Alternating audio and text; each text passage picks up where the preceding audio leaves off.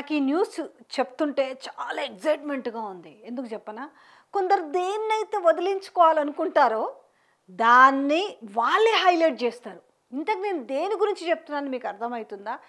Yes, ఈరోజు అందాల భామలు means miss world పోటీకి వచ్చిన వాళ్ళ పోటీదారులు అందగత్తెలు అయితే ఎవరైతే ఉన్నారో వాళ్ళందరికీ కూడా తెలంగాణలో ఉన్న గొప్పతనము, తెలంగాణలో ఉన్న ఏ ఏ ప్రాంతాలకైతే తీసుకెళ్ళి దాని విశిష్టత గురించి చెప్తూ చాలా గొప్ప అనిపించుకోవాలనేసి ఈ ప్రపంచ అందగత్తెల ముందు వీళ్ళు చాలా ఉబలాట పడ్డారు కదా.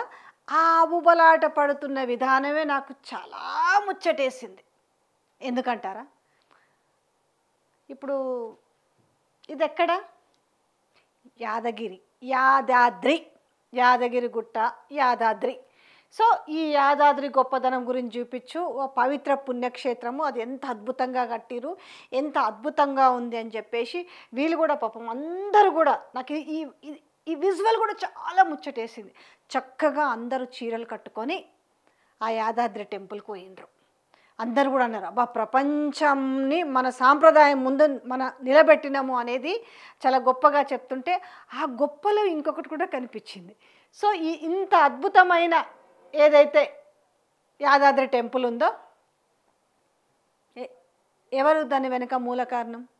యాదాద్రి కట్టించిన ఆ వ్యక్తి గురించి అయితే చెప్పాల్సి వచ్చింది కదా. ఆ వ్యక్తి ఎవరో కాదండి, కేసీఆరే కదా.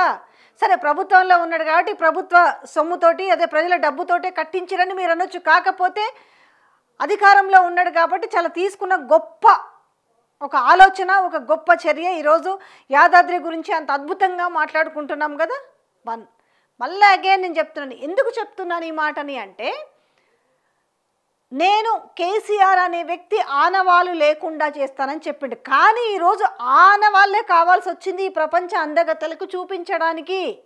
ఇది అవునా కాదా? నిజంగానే ఒప్పుకోవాలి. కరెక్టా కాదా? తర్వాత మీరు బాగా వార్తలు చూస్తారు కదా, వీళ్ళందరినీ కమాండ్ కంట్రోల్ రూమ్ కూడా తీసుకుపోయిండు. Command control, police command control అడిగి పోయి అసలు ఇప్పుడున్న అసలు టెక్నాలజీని చూసి అక్కడున్న ఎక్విప్మెంట్ని చూసి అరే ఇంత ఉందా అనేసి వాళ్ళు వావ్ అని నివ్వరపోయారు అనేది చూస్తున్నాం కదా. ఈ వావ్ అని నివ్వరపోవడానికి ఉన్నది ఎవరు వెనక? అది కమాండ్ కంట్రోల్ రూమ్ని కట్టించింది కూడా ఎవరు? కేసీఆర్ ప్రభుత్వ హయాంలో జరిగిందే కదా. మరి ఆనవాళ్ళు ఉన్నాయా లేవా? Okay, done. Command control room అనేది ఎట్లొచ్చింది, ఎప్పుడు వచ్చింది, ఎవరి హయాంలో వచ్చింది అనేది కూడా ఇక్కడ ఇంపార్టెంట్. మళ్ళా ఎవరు ఆనవాళ్ళు అయితే వద్దన్నారో ఆనవాళ్ళే అడగనపడుతున్నాయి. ఇంకొకటి ఎక్కడ? Then secretariat. ఇక అక్కడ వాళ్ళకు ఒక గ్రీన్ కార్పెట్ వచ్చి ఎర్ర తివాచి వెల్కమింగ్ చేసిరు కదా. నా వెనకాల అవన్నీ కూడా మీకు వీడియోలు మీకు రన్ అవుతూ ఉంటే చూసుకోవచ్చు. మరి సెక్రటరేట్ అనవసరంగా వీటికి 600 కోట్లు ఖర్చు పెట్టిరు సెక్రటరేట్ అనేసి ఓ నానా గగ్గోలు పడ్డారు ఆ రోజు. ఇదే సెక్రటరేట్ పెచ్చులూడిపోతుంది సెక్రటరేట్ అనేసి అట్లా వార్తలు చెప్పించారు. కానీ అదే సెక్రటరేట్లోకి అట్టహాసంగా తీసుకెళ్ళేసి వాళ్ళు ఎంచక్క అక్కడ సెల్ఫీలు కూడా దిగుతున్నారు. మళ్ళీ ఎవరు ఆనవాళ్ళు అయితే వద్దనుకున్నారో వాళ్ళ ఆనవాళ్ళే కదా అక్కడ కనిపిస్తున్నాయి.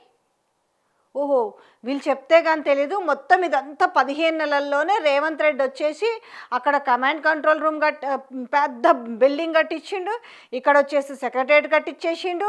దాని తర్వాత ఆయన ఈ 15 నెలల్లోనే యాదాద్రిని పునర్నిర్మాణం చేసిండు అత్యంత వైభవంగా. దాని తర్వాత సెక్రటరేట్ నిర్మాణం జరిగింది. దాని తర్వాత 150 అడుగుల అంబేద్కర్ విగ్రహం ఈయన హయాంలోనే జరిగింది అని అనుకుంటారా?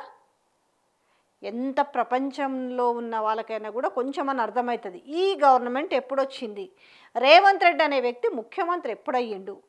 సో ఇవన్నీ ఎవరి హయాంలో వచ్చి ఉంటాయి. ఇది తెలియకుండానైతే ఉండవు కదా.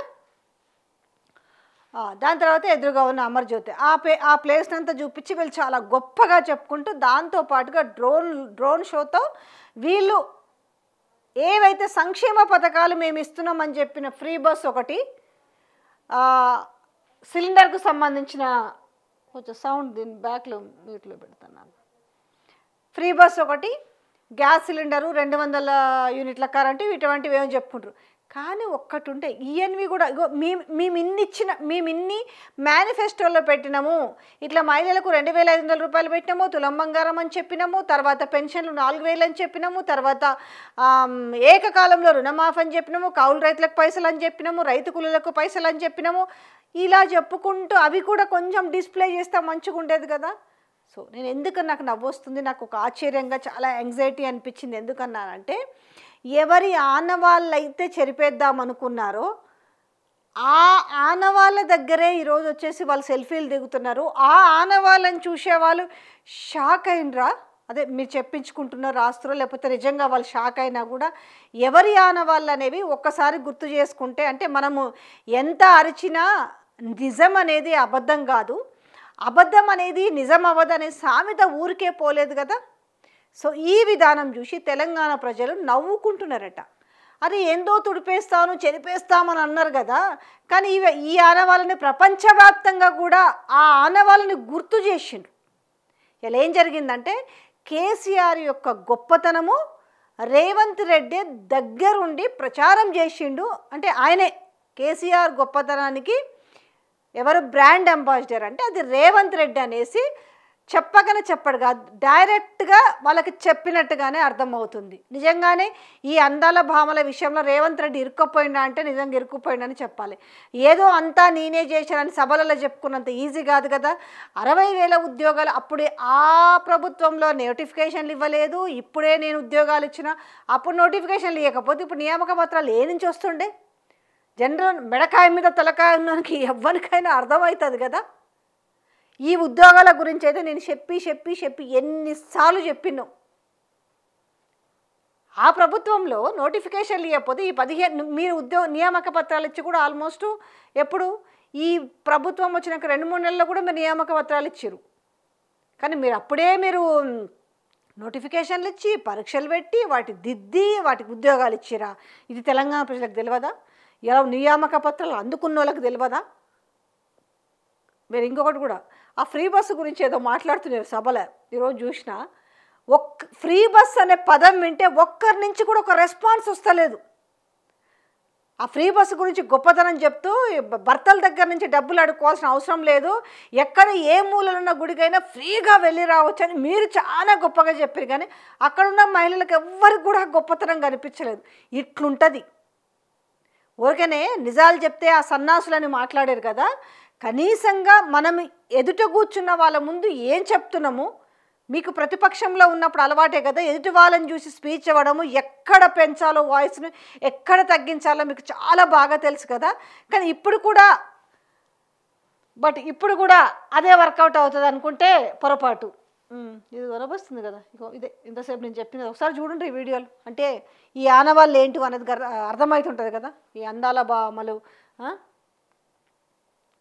ఇదే ఏదైతే వద్దనుకుంటారో దాని గురించే చెప్పాల్సిన అవసరం వస్తుందని పాపం ఏనాడైనా కూడా ఈ రాష్ట్ర ముఖ్యమంత్రి మరి సవాల్ చేసి కానీ అనుకున్నాడో లేదో కూడా మరి అర్థం కాదు. వాళ్ళు కొంచెం కనబడాలనేసి వాళ్ళు తీసుకుంటున్న అక్కడ ఇది కమాండ్ కంట్రోల్ రూమే కదా, కమాండ్ కంట్రోల్ సెంటర్ ఇది. సో చూడు ఇవాళ తెలంగాణ ప్రజలు వీళ్ళతో అంటే వీళ్ళు చూస్తున్నారు, వీళ్ళతో పాటు వాళ్ళు కూడా చూస్తుంటారు అన్నట్టు. అన్న వాళ్ళు అనే మాట ఇంక ఎత్తకపోవడం బెటర్ ఏమో. ఎందుకంటే ఈ గొప్పతనం గురించి అనిపిస్తుంది కదా యాదాద్రి. ఈ గొప్పతనం గురించి ఎవరు చెప్పిరా అంటే సాక్షాత్తు, ఎందుకంటే ఇవన్నీ చూపించడని ఆయన అల్టిమేటం జారీ చేసి ఉంటాడు కదా, ఒక షెడ్యూల్లో ఉంటుంది కదా, ఏసీ బస్సులో తీసుకెళ్ళి ఇవన్నీ చూపించుకొస్తున్నారు కదా. ఇది విషయం.